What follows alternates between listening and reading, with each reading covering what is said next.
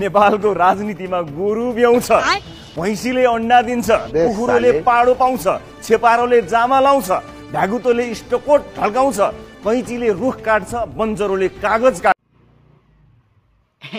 होइन होला के हो?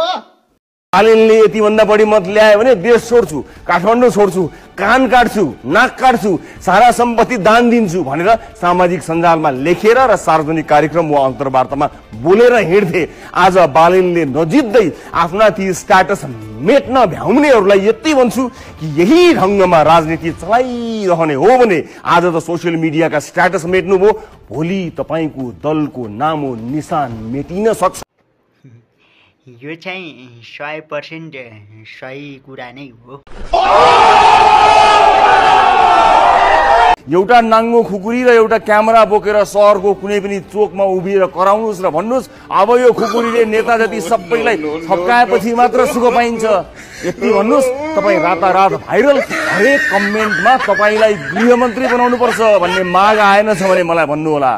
यस्तो चाहिँ होइन होला, यस्तो भनेको त 24 घण्टाभित्रै जेल पुर्याइदिन्छन् नि। अहिले त नियम कानुन पढा छ आजभोलि देशमा, के गर्न। मान्छे त असल हो तर रक्सी खाएपछि मात्र खराब भने जस्तो यो कुरा मिल्दैन। राम्रो मान्छे रक्सी खाँदा पनि राम्रो हुन्छ, नखाँदा पनि राम्रो हुन्छ।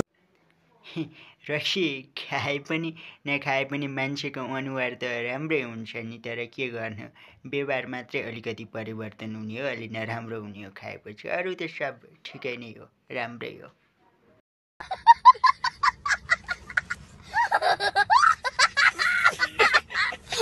एउटा छाता पसलेसँग छाता किनेपछि ग्राहकले सोधेछ, साउजी यो छाता कति टिक्छ? साउजीले भनेछन्, घाम र पानीबाट जोगाउनुहोस्, जिन्दगीभरि टिक्छ। साउजीले भन्नुभएको पनि कुरा त ठिकै नै हो, उस्तै नै हो, सही नै भन्नुभएको उहाँले पनि।